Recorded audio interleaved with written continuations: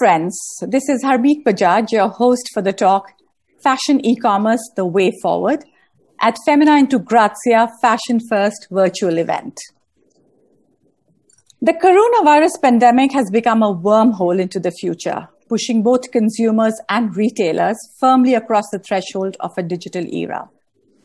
According to a recent McKinsey report, in just 8 months, the industry registered the equivalent of 6 years' growth in the penetration of online shopping globally. In India, with close to 50 million first-time customers expected to shop online this year, e-tailers are aggressively adding value-focused brands, forging strategic online-offline partnerships, and boosting private labels. Bengaluru's fashion retail landscape is fast changing as e-tailers, Flipkart, Myntra, Amazon, Reliance Retail make a dash to evolve as the top players ramping up partnerships with offline retailers who continue to be disrupted by the pandemic. To discuss this and a lot more, we have 3 wonderful ladies on our panel today. And I'm really happy this is an all-women panel. We love shopping. And here we are to discuss the most critical distribution channel for shopping today. We have with us Purnia Qureshi, founder Gur Organics, Purnia's pop-up shop, a former stylist at Harper's Bazaar and Elle. She created and launched Purnia's pop-up in 2012, India's first true fashion e-commerce website. Welcome, Purnia. We also have with us Ayushi Gudwani, founder of Fable Street, a D2C brand launched in 2016. An ex-IIM graduate, Ayushi also worked at McKinsey.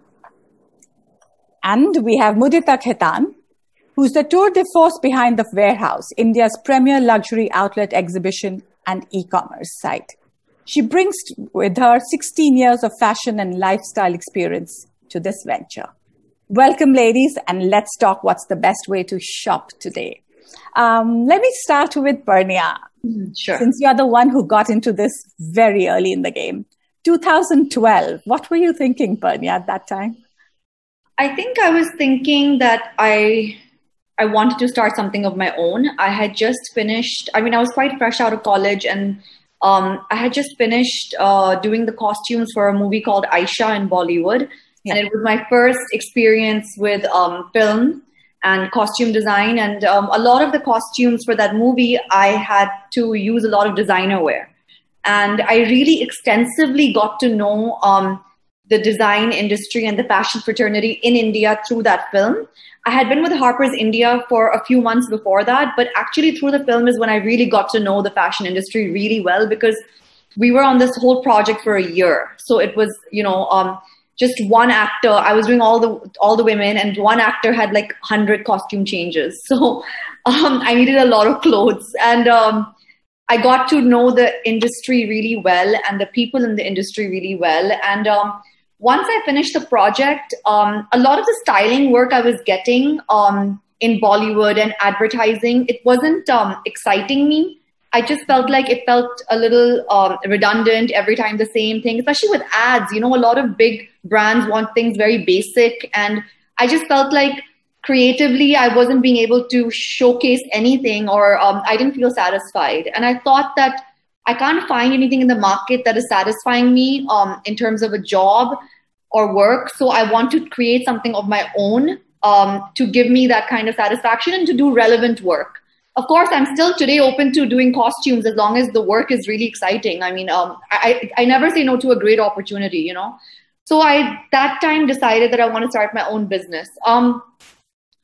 I didn't want to start anything which already existed, because I didn't think that I add any value as such to something which is already happening and happening well, Mm-hmm. So I really try to think outside the box. I was a very avid online shopper in college, because in the US, everything is, for so many online, years, everyone buys everything online. It's a norm, for like a whole generation.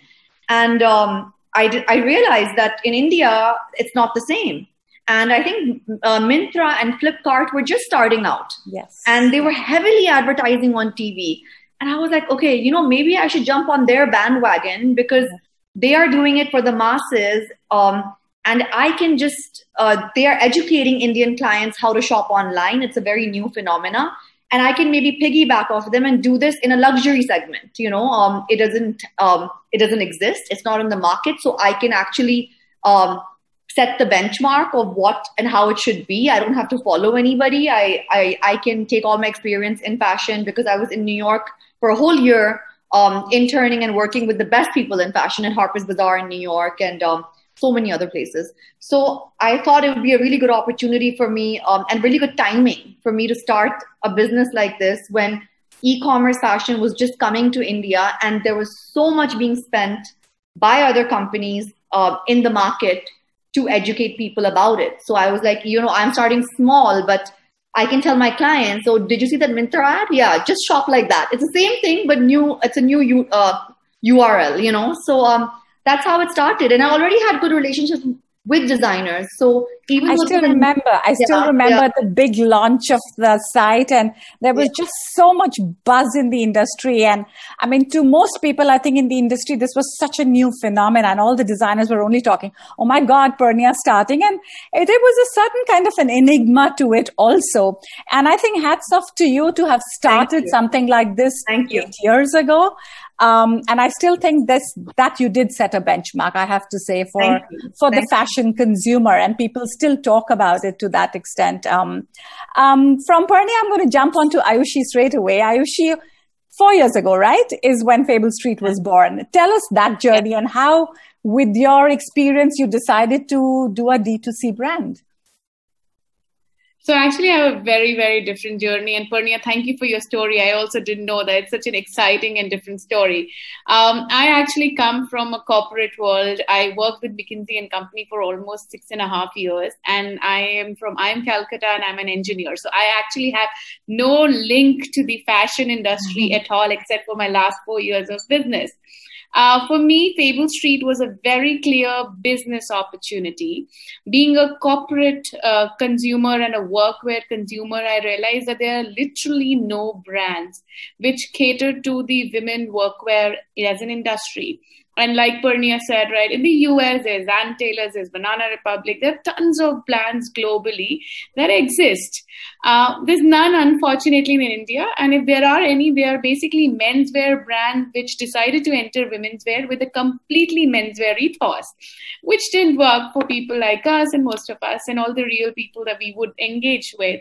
So that was the onset of the idea and the reason to do Fable Street. But having done the business focus and consulting a lot of organization, I was also very clear that it needs to be $1 billion opportunity at some point in time, maybe not in the immediate future.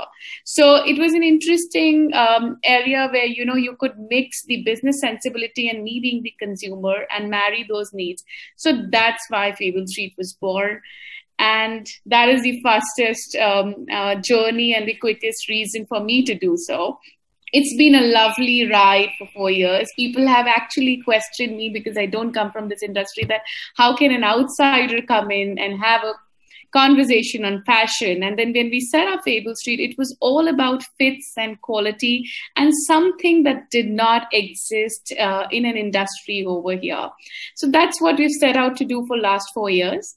From a business point of view, we wanted to again do it differently. We always knew, of course, that D2C is one of the obvious ways to go because of the obvious issues that we have faced in retail.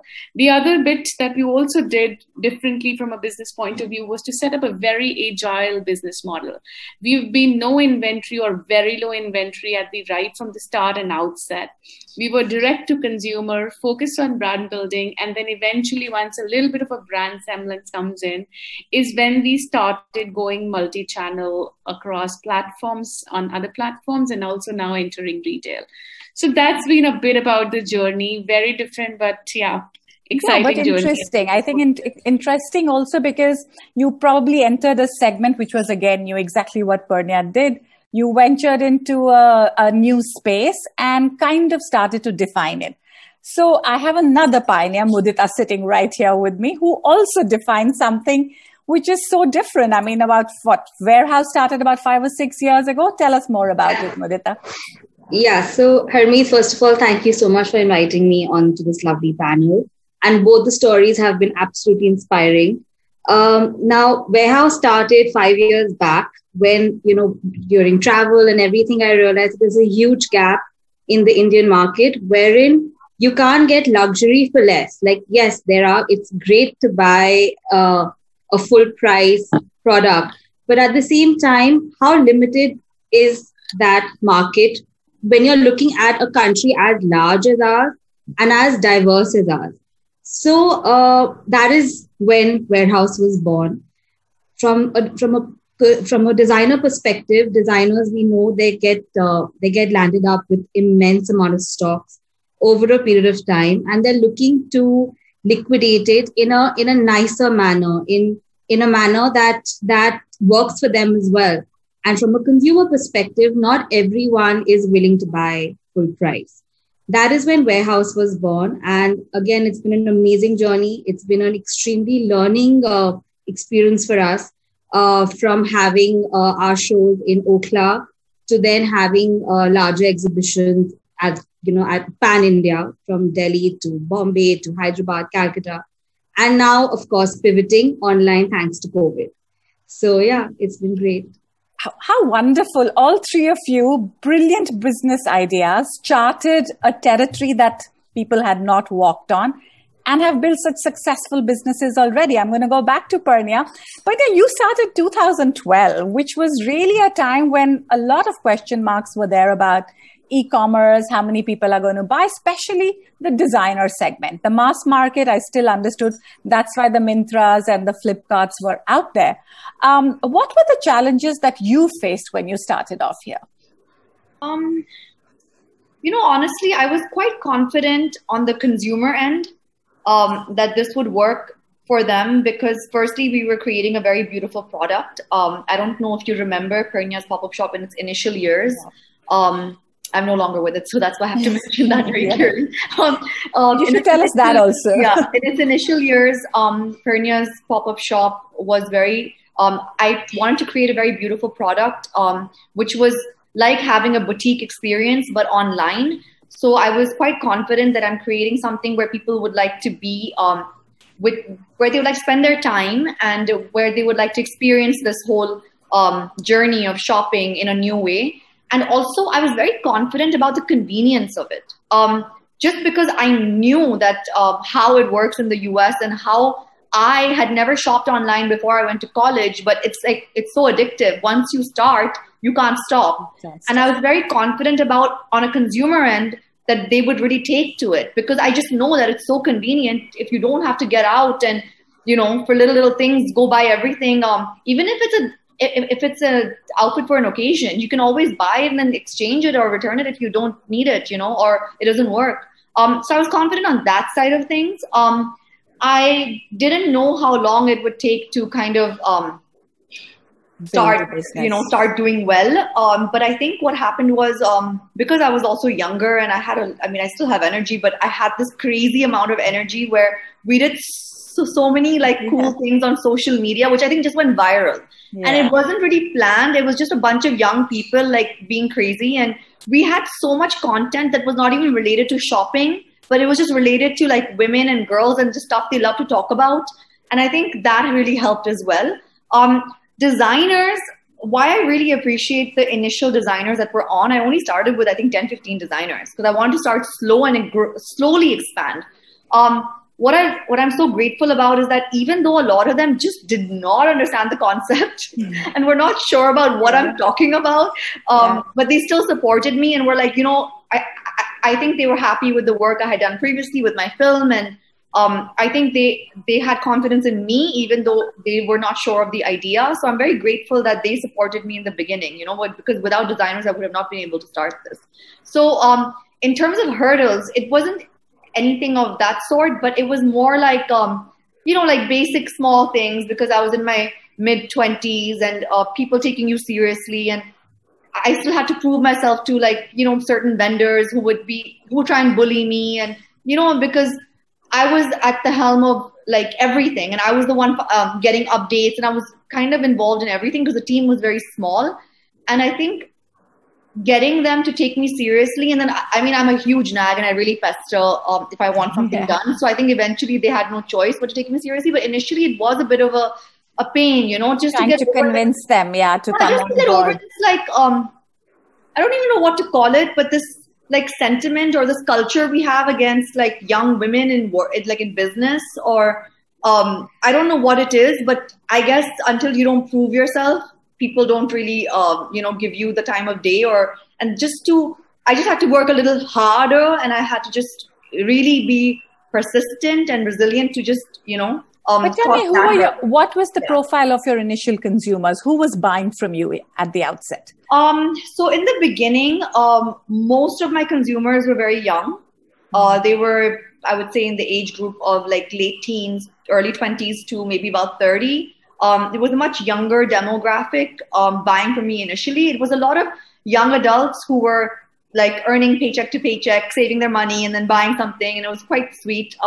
And then over the years, as we kind of grew and everybody got to know about us, then like the women who were professionals, I mean, we had doctors, we had all kind of amazing women at all ages buying from us eventually. Yeah, because, the only thing that comes to my mind is fashion is such a tactile product. And, at least initially the people's thing was, I need to try it, I need to see it, I need to fit it before I buy it.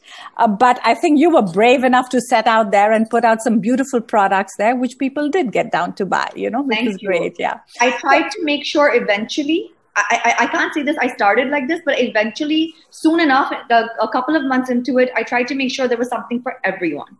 So something my grandmother could wear, something my mother would wear. My mother would wear anything, but most mothers would wear something that a young girl would like. So I wanted enough variety and options that there is something for everyone, all kinds of women to shop. And eventually we did men's as well. And I think you have to know your client, and I didn't want to restrict myself to just a certain kind of age group or a certain kind of body type, because I love women and I love all women, and I think everyone deserves and should be looking beautiful. And so I wanted to make sure my website had that offering for everybody. Yeah, Mudita, coming to you're also doing designer wear, right? And you were doing completely offline events. How easy or difficult was it to pivot during the pandemic? I'm not going to lie, Harmeet. It literally took an arm and a leg to pivot, because, it wasn't a normal scenario. It wasn't a scenario wherein you could go to the office, where you could get your team around a table, where you could have a discussion. Here, we're talking about you're setting up something new in a completely remote environment. I mean, half your team is all over the place. Not half. I mean, my entire team was all over the place. They were in their homes. So, yes, there was a lot of faith that it started on initially, that, okay, fine, we have to do this. There's still no light at the end of the tunnel. We don't know when the pandemic will lift and when we'll go back. But I think for us, what was promising was the support we got from the consumers. Like the first sale we did, obviously we didn't know what the numbers we were going to get. But once the numbers started coming in, and when we started selling couture, like, to sell Pret is, as you said, India is a tactile market, people want to see the product. They want to see the fabric. They want to see. So that hurdle was with us times 10, because people wanted to see it. Yet we were a baby. We weren't somebody that people recognize. Like today in Delhi, yes, everyone sort of knew Warehouse by Mudita Exhibitions.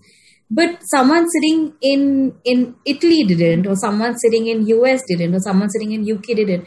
So to get them to sort of believe in us, that was definitely a challenge.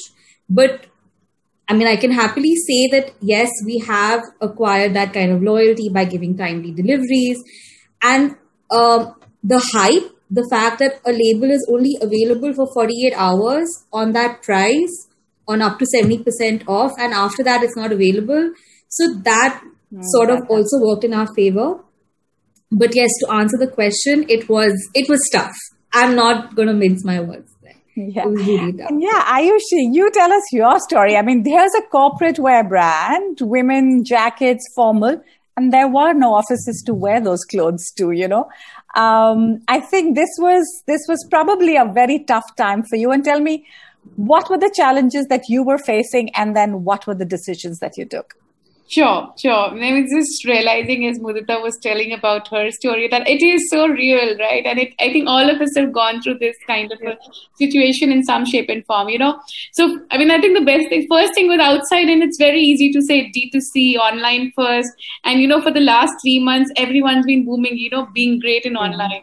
But the reality of the matter is, we are in an industry, all three of us, apparel has been hit the hardest. Within apparel, retail, of course, hard, but D2C. And we workwear, so we were the worst hit. And we are also, by being in the D2C segment, but we are also in the premium segment. We, of course, don't deal in luxury, but we are in the premium segment. So yes, when COVID hit, last 6 months, the first 1 month business was on a standstill. And it was really a lot of thought and process going back together in our heads on what we need to do. What I'm quite proud of is 3 or 4 actions that we did very confidently, that we are today actually back to 140% pre-COVID levels, despite being the most irrelevant category in apparel. So we did 3 or 4 things which helped us get back. And also, they are also the fundamental elements of the brand. Number 1 is from a consumer engagement point of view. For the initial few months, we were not pushy on the sales. We knew that we will not move until things become until the entire unlock situation opens up. That was one thing that we do. So it was a lot more about brand engagement and relevant content and conversations for the consumers for us to stay relevant. Number 2, as the moment we found the first opportunity in opening up, and I still remember it was 3rd week of April when Prime Minister announced that cotton masks are mandatory. That was literally the first opportunity. And within 2 days, while people were figuring out what to do, we had approvals and we had our manufacturing facility back open on the ground, starting to sell masks and distribute masks freely. So we were really agile. We were thinking on our toes. We were upcycling things. There was a complete supply gap. I still remember we had those COVID passes, taking permission, and this is April, literally taking permissions to go. But it was the agility in the team and the mindset to think, and I thank all my team for that. And then number 3 was going back to the basics and really trying to understand what our consumers would want going forward. And we took less than a month to think about it and do quick dipstick with detailed customer interviews, and then reoriented our entire product portfolio. We were the first ones to launch the work from home and real work from home collection in India. And no one even understood what work from home meant, but we went deeper into the product thinking on people are looking for comfort over style. People want cottons because you're sitting at home. You want no iron. You are laundering your clothes yourself. So, you're doing a lot of things. So just going deeper into this. So we were the first ones to launch work from home. Then we also made knitwear, or the tees, as the new workwear, which is very uncommon in our corporate world. And we launched that. And very recently, as the mood has started improving over the COVID times, we launched a very lovely self-indulgent festive editorial workwear. So it's just been I would say, a complete 360-degree turn on the product. It's been thoughtfully done so by understanding the consumers. And it's also been because our business model is being extremely agile, and our team really strong on their toes around it. And yes, as I mentioned earlier, the no inventory model helps. So we are not going through the perils that most of the apparel industry is struggling, because we don't have a lot of inventory on our books. So we are not discounting. We are not doing anything. So it's been a hard journey. I wouldn't want to say that, it was easy. It is day in and day out experimentation, because we literally don't know if it's going to click tomorrow. Yeah. We don't know what's going to come next. And it's also from a supply chain perspective, which I'm sure Purnia and Mudita would have also faced. If it takes you X to do something in the pre-COVID world, today it is at least 3 to 4X. So we are doing double the work, and we are doing it at 4X the effort. So we are at least 8X more into it. It's sleepless nights. It's really hard. but it's exciting. I think it's exciting. I think what you're basically trying to say is that you have to be very agile and very nimble. Yes. And you're right. I mean, I don't know what workwear tomorrow is going to be. If we're going to be working out of home and we don't have offices to go to and we don't have formal meetings to attend, then what is workwear going to be? Parnia, coming back to you, you have exited the business. But I do want to hear from you that while you were into the business, did you see a change in the customer that was buying your product? Did you see a more educated person coming in about the e-commerce space and wanting to buy? Also, because your product was the designer product, it was not a mass market product, right? So did you see that happen geographically also? Did you get into the tier 2 and tier 3 cities? I'm just trying to understand that how did the market penetration for you happen? So I did see the customer grow over the years, which was so lovely because, and I would like to believe that we were a part of that growth, at least the luxury customer, because before us, they weren't really shopping luxury online. Initially, where we would feel there was apprehension, there were a lot of questions, which was fine because having a good customer care department is very important online. And we were happy to assist and help with like a million questions from people. I'm just talking about the Indian customer right now because the customers we had from the US and UK were a piece of like cake, very easy. They knew online shopping in and out. But the Indian customer living in India had a lot of questions and they were a little apprehensive and they would buy something small first. They would order a scarf or like one little earring. And then I saw the confidence build to a level where people were ordering their bridesmaids outfits without looking at them, just seeing them online, their wedding outfits. We were doing full weddings of girls in Thailand and everywhere. If a bride is trusting me with her wedding jewelry and outfit without seeing it, 2-3 years into my business, that means that the customer has really grown and really changed. I think when something is convenient and it works well for you, you get used to it very easily. You know how they say getting used to good things in life is very easy. Getting used to bad things is really hard. It was one of those situations, I feel like it was just too convenient. And because they had a good customer service. And also I have to say that while I was there, we had 80% returning customers, So wow, that's great.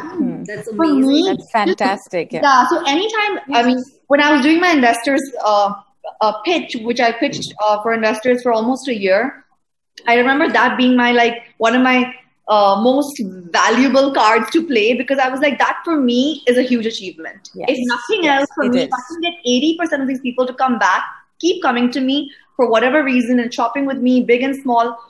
I'm so happy about that. So I think you're doing something right. Clearly, their confidence online is growing. They're buying larger ticket sizes. So the Indian customer changed very quickly. Now, even if I see in non-fashion segments, like on Amazon, for example, there are people who buy everything on Amazon. They don't even bother going out anymore because you get used to things so quickly. Quickly. It's just very convenient. The channel is very, very convenient. But let me ask you then, you exited the business. But you've also seen the business grow on the whole. You were one of the people who started it. And now I think all the designer stores have gone online, almost all of them. And the market has grown. Do you still feel connected to this market and would want to do something in this space now? Most definitely. I think you are basically a sum of all your experiences, right? Yes. So I have spent so many years in this industry and in this business and to be honest, a lot of people in the fashion industry and in business in general, if they have any respect for me or if they know me, it's because of this business. It's also, I have learned most of what I know from this business. It was like my baby and I had never done anything from scratch to like completely fulfillment and running on my own before, and so I am attached to the industry, to the business. I will always be in this industry in some way or the other, but I just want to quickly go back to the point you made about why people were coming back. Yes, it was convenience, but I think it was also their experience in terms of the variety we gave in designer wear. We were an online designer store that sold a lot of new designers and new finds. We found people that people had not even heard of. it came to a point where we were introducing new talent in the market. And people would come to us to see that who are these new designers, who's the new talent in India. So we became not just a shopping website, but we became a discovery website. A lot of designers, I remember, would want to just platform with me and be on my site because they were like, we want you to market us. And I'm like, it's not a marketing firm. But, so I think... No, I agree. Purnia's Pop-Up became a platform for a lot of people to launch themselves. Right. And you know what? The good thing is the name is still there. I'm so still happy saying about it. Purnia's Pop-Up, it will always be there, Oh, thank you. But I'm so glad we were able to support young talent. But I'm so glad I was able to give my clients great product at good prices. And I gave them that variety of luxury couture to young, fun, cheaper designers, So I think because of that reason, they kept coming back to us also. Yeah. And I think that's what makes it happen, really. Mudita, you're doing a designer wear, but as an outlet store is what you're doing. Tell us a little more about the business model and how are you engaging with your customer? So Harmeet, our business model it's a 48-hour flash sale. When we were having it offline, it used to be there for just one day. And now onto the website, it's a 48-hour. We start at 10 p.m. at night and we wrap up exactly 48 hours after. The next lot of designers is totally different from the previous. And there's no set pattern that we go live every fortnightly or weekly or anything. It's just about, as Purnia said, about getting the right mix of people, getting them together, and then going live with them. So, so from that perspective, we do our flash sale. We get people onto the website in terms of engagement. Thank God for Facebook and Instagram. It has helped immensely. It has helped us get into the homes of people sitting in places that I had frankly never even heard of. Like, I hadn't heard of places like Shamli, UP, Ulhasnagar. These are the places. Wow. But that is where, yes, tier 1 is great. Tier 1 is tier 1 for a reason because we are getting volumes from there. But then again, the accessibility that we are giving to tier 2 and tier 3 cities and to the global consumer. Because earlier when we used to do offline events, we used to get messages from people that, get your team to do a round of the floor with a video call with me and stuff. But it's humanly not possible to take a person through 100 stalls or whatever. Now they're sitting in their home at a time convenient for them, and that's the whole idea, to have it round the clock for 48 hours. So the engagement has been so encouraging. We've had people call in from various parts of the country saying, I'm so happy that this is happening because now I don't have to travel to Delhi, because there were people who were flying in for our exhibitions as well. Yeah. So that's been lovely. It's been engagements happen from new mommies who again couldn't come in for the shows earlier. Interesting. I'm also curious, Mudita, what was your best-selling price point here? Because, the general conception is that people don't spend too much money online. There is a ticket size over there, and beyond that, they would much rather buy it offline. What has been your experience in the price point? So, Harmeet, I was of the same viewpoint had you had this conversation with me pre-May.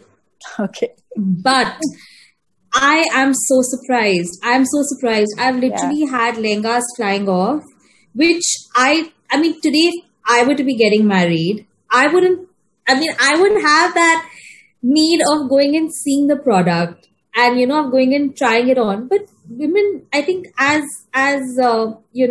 Purnia said, the market is a lot more educated, and thank you for that. Mm-hmm. They do know what they're getting into. They do know they're more aware. So the price point also changes from edit to edit. We do have under 50 flies, things that are on up to 70% of flies within an hour of the website being live, because we have the discount filter. So people click on the under 70, and we've literally had, in fact, it was a really funny story.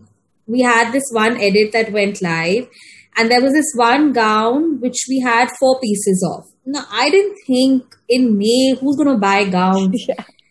So women bought, we had someone call up and fight with us that how can it get sold out within 15 minutes of the site going live? Wow. And you guys are, but so yeah, that was, that's exciting. Yeah. It's exciting it's to hear this, this is what's happening. Actually, coming to you, you are selling from your own website and you're also selling at marketplaces. All right. Just give us your experience of your website vis-a-vis the marketplace in terms of the customer, in terms of the price point, in terms of the engagement strategy. Sure. So, I think the first biggest thing to think about your own website versus a marketplace is that you can build your own brand on your own website. You cannot build your brand on marketplaces. And for us, the focus was consistently, therefore, to think about building our own brand first and get Fable Street etched in the minds of our corporate consumers that we are talking about. So that's what. So everything new and everything fresh comes to Fable Street first. And we specialize in this concept of tailored fits, where you can actually give us 3 body measurements online and we will deliver a great fit delivered to your doorstep. So that's been our specialty, doing this online. Now, it's very interesting with Purnia and Mudita both mentioning the different set of price points. We deal with completely different price points. We are sitting in a category where our average price point on a product is 2,000 rupees. And we have anything from 12,995 to about 6,000 rupees, like across categories on our product and platform.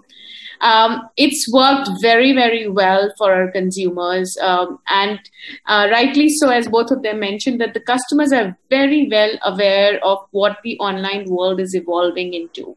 But of course, we are talking also about different volumes. So our price point of 12.95 flies off and we will have 500, 600 pieces of that price point selling in a month, month and a half. So it's a very different price point in the world altogether. But it's been a very enlightening experience. However, what's also happened with Marketplace and with the onset of Flipkarts and the Mintras and the Amazons capturing the mind share, while people are coming to the platforms for convenience and online for convenience, but let's be real, they're also value seekers. And as Mudita mentioned, the discount filters, the focus on value, people are no more spending if they can get it cheaper anywhere else. So you do see a clear focus on things which are more discounted, moving higher on marketplaces. Unless you're really a different launch, you also clearly see a very strong value for money segment focus. And even we've experienced that. So the moment you go sub 1,000 or sub 995, right, it just changes your trajectory of the growth and scale. So it's a very different world out there. When we are talking about reaching out to consumers and we are talking about reaching out to the masses and volumes, and when I say volumes, we're talking about 1,000 pieces, 2,000 pieces a day.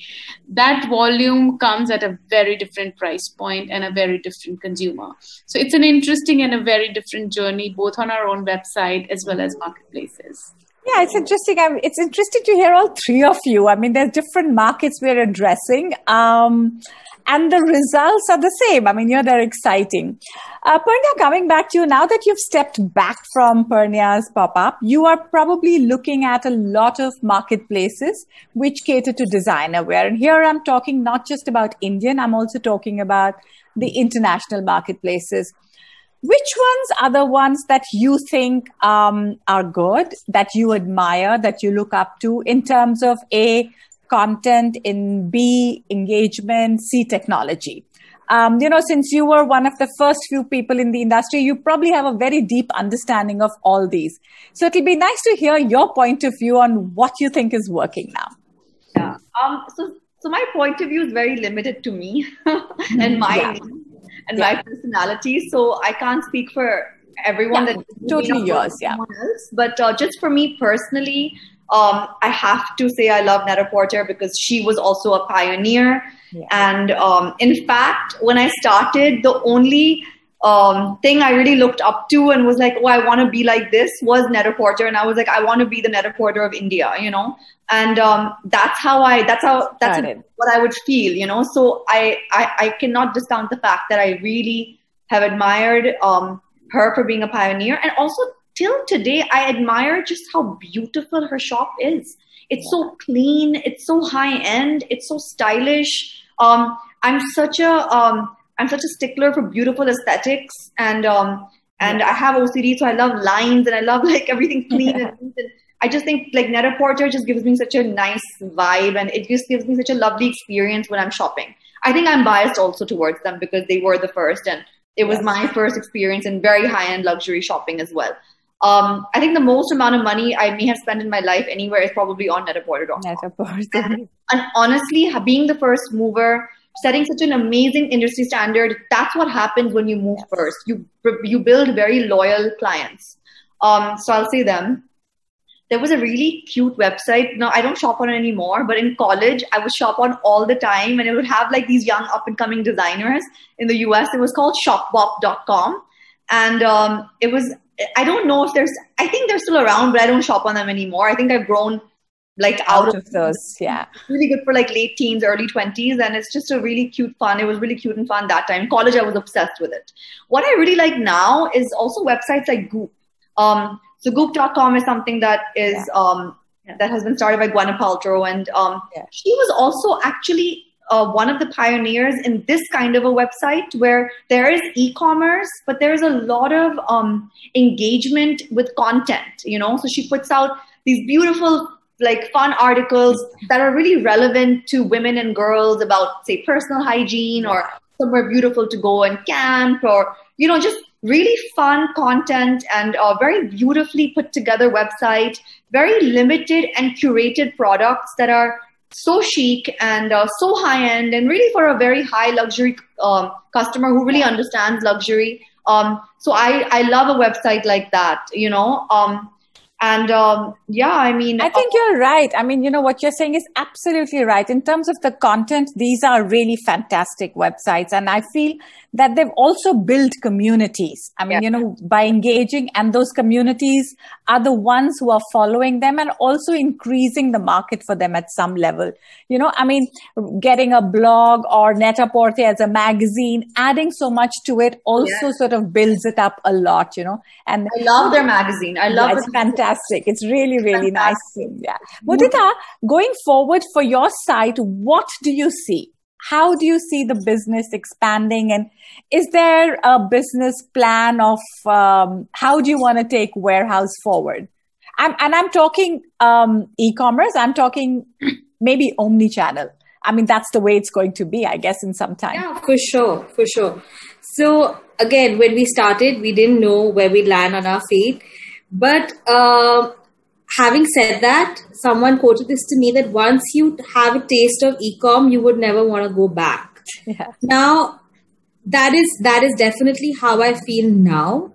Yeah. Website is here to stay. And the way I see it is, I do see it scaling up, especially because we started in May, which is perhaps the lowest time for retail, either which way, COVID or no COVID. May, June is the lowest time for retail. So that plus COVID. So the way I see it, it's there's only the chance of scaling it forward and scaling it up.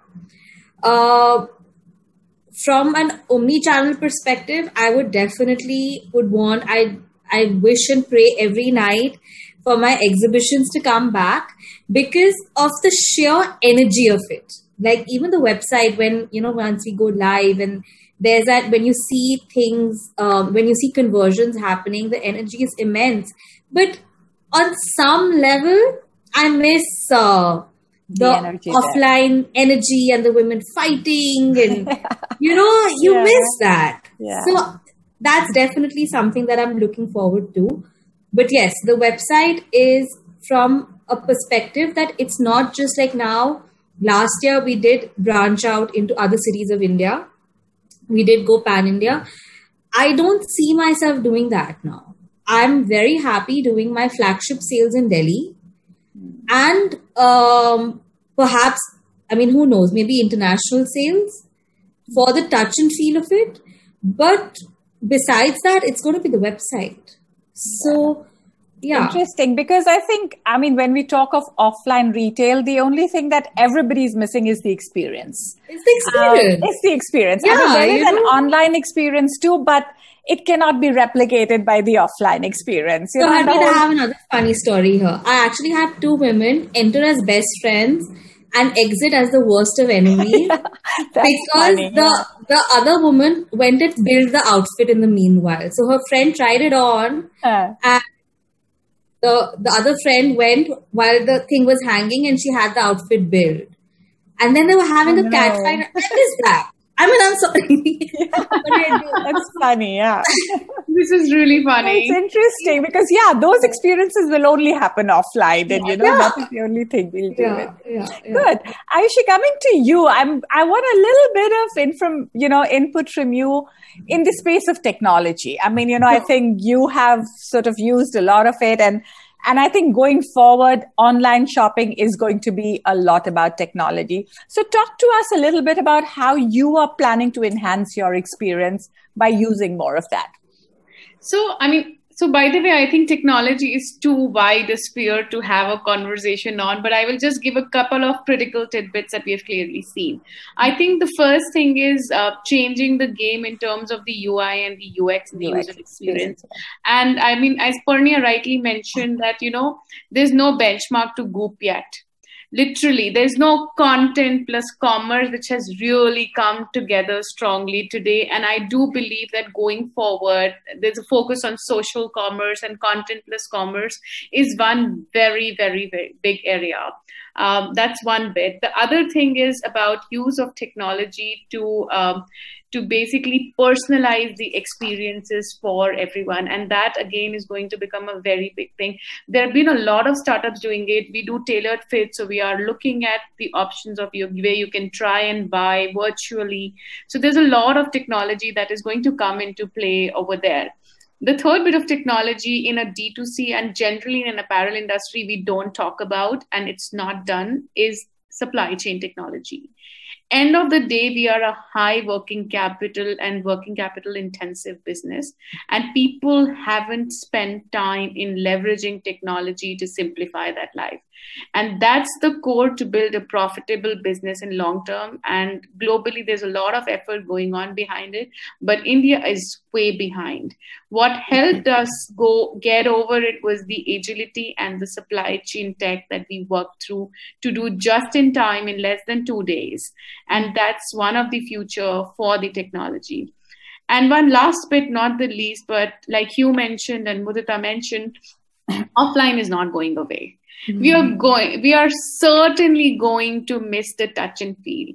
And people have been talking a lot about omni-channel, but really thinking through what omni-channel experience means, which means a seamline offline to online convergence and online to offline convergence. You walk into the store, you scan a product and get it in front of your eyes. That's one bit from a consumer experience point of view, which needs to be there. From a business point of view, how does your store act as a warehouse?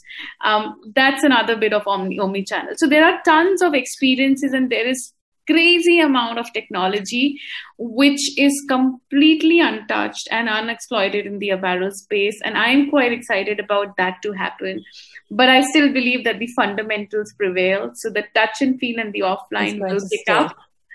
Technology will be an enabler, but it will just beautifully merge it seamlessly with time. So that's our take on technology. I agree with you, Ayushi. Technology is a whole new topic. We could go on for days talking about it, but it's good to hear your point of view here. Ladies, I think I'm running out of time, but closing comments from each one of you.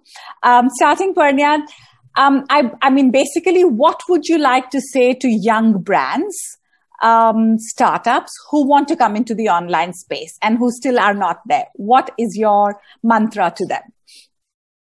I would say if you're coming into the online space, have a differentiator, because, it is such a saturated space now over the last 8-10 years.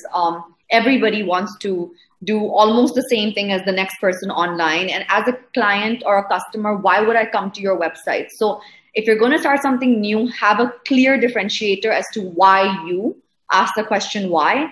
The next thing is have a beautiful design and make sure it's user friendly. For me, even because I've been doing so much Netflix and TV and all that, I see things like I'm on Netflix and it's so user friendly, right? Yeah. And then I go on to another platform, which I won't name, and I'm like, how do I go back? Like, what is going on? Yes.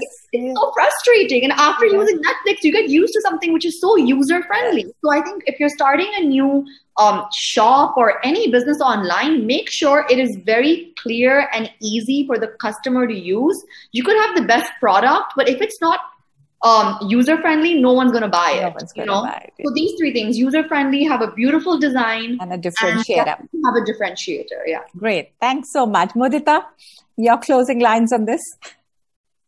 Again, user friendly. I think that was my mandate to my team, because today if I'm shopping, I want it to be an in and out experience. I want to go in, see what I like, see what I want. I want even the seeing part of it to be seamless. I mean, I don't want there to be multiple windows. I don't want someone telling me what to shop, what to buy. I don't want that. I know what I want to buy. And I think so do my clients. So that, and then the buying part of it, the logistical, the payment, all of that has to be seamless. That needs to be seamless. So even from a technology point of view, it needs to be something that I'm happy about. The experience can't be stressful. The second it's stressful, I don't think I'm coming back. Yeah, you're one click and you're out of there immediately. Ayushi, what would you say to new brands who are wanting to enter the space now? I think two things. Number one, as Purnia again pointed out, be very clear on what your product is and this being distinctive. And this is a validation you don't need in your own head, but you need it from the consumers. Because everyone does believe, in all honesty, that you are distinguished, you are differentiated, you are tackling a niche, and that's how you start about it. Yeah. But you really need that clean validation, because it's a really hard online world out there now. It's not easy. You end up burning money. You spend a lot on marketing, etc. around it. So I think clear product differentiation is key. That's one. And then only decide to go online. Otherwise, it's better to just experiment offline and go small. The second thing which we at times miss is understand your consumer really end to end. Completely understand what are the touch points and what point in the journey will you make it differentiated for them. So for us, we are workwear consumers. And we are talking about women who are working. So they like shopping only on Saturday mornings or Sunday mornings, which is the most unheard time of, versus an 18-year-old who will shop at 2 a.m. at night, right? Just such understanding what is the consumer want. Second, just to give you another example, we are looking at people who are so busy in their lives and they don't have time. They are mothers, they have kids and everything around it. So they are looking at looks and curated pieces. They don't love this entire Aur Dikhao journey, which a lot of marketplaces offer. So for us, having the product right through on the first page that they click, and they falling in love with all the 15, 20 products they see is the reason that we need to think through it. So there are multiple touch points around it. Yeah. But basically, if you really deeply understand your consumer, qualitatively, you have to build the consumer journey of the experience on your platform for that. If you don't do it, you are not going to win over there and succeed. And every consumer is different. So we need to build the platform for that. Otherwise, we will be battling with existing platforms like Myntra's, which are great, but they are not personalized. Yeah, great. Wow, ladies, thank you so much. What a wealth of knowledge from all three of you. It's been great. And I think there have been a lot of wise words on shopping for all of us over here. Thank you for joining in. And I'd request all our viewers to log into femina.in for a lot of interesting conversations, masterclasses, and panel discussions. Thank you so much for joining in today.